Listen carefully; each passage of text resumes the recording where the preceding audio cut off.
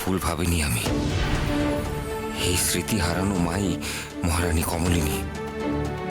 আমি এখনো বিশ্বাস করতে পারছি না আমার সামনে কমলিনী রানীমা। কি করব এখন?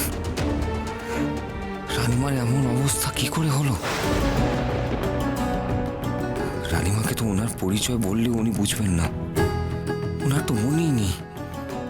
একটাই উপায়, রানীমাকে মহারাজ আদিত্যনারায়ণের সামনে নিয়ে গেলে হয়তো রানীমার পুরনো স্মৃতি আবার ফিরে আসবে।